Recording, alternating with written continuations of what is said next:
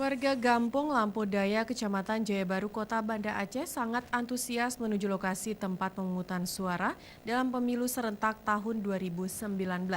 Pemungutan suara dimulai dari pukul 7 pagi dengan jumlah daftar pemilih tetap atau DPT Gampung Lampu Daya sebanyak 1.017 pemilih yang terbagi di 4 dusun dengan 5 TPS.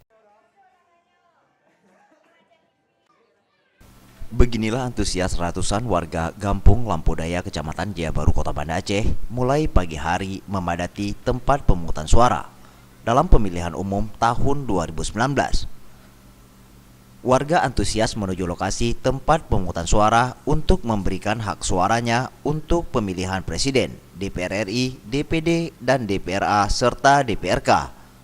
Berdasarkan dari hasil data dari Sekretaris KPPS Gampung Lampu Daya, Wanda, ada sebanyak 1.017 daftar pemilih tetap atau DPT Gampung Lampu Daya untuk 4 dusun.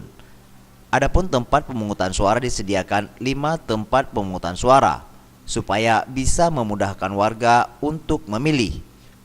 Untuk TPS ditempatkan di SD Negeri 39 di Gampung Lampu Daya, Kota Banda Aceh. Warga membawa undangan menuju TPS dan rela menunggu untuk dapat memilih sesuai dengan pilihannya masing-masing.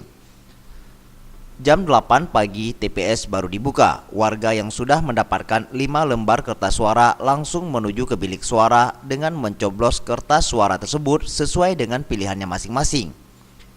Tingginya animo masyarakat menuju lokasi tempat pemungutan suara tidak terlepas dari sosialisasi yang dilakukan oleh petugas KPPS atau pihak Gampung Lampu Daya, Kecamatan Jayabaru, Kota Banda Aceh. Dapat dilihat mereka sudah menghadiri TPS, ada yang dari tepat waktu pukul 7 hingga seterusnya, dan semakin siangnya semakin banyak yang hadir. Berapa jumlah pemilih sendiri?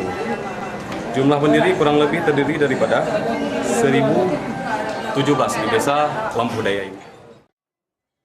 Tim Liputan Aceh TV.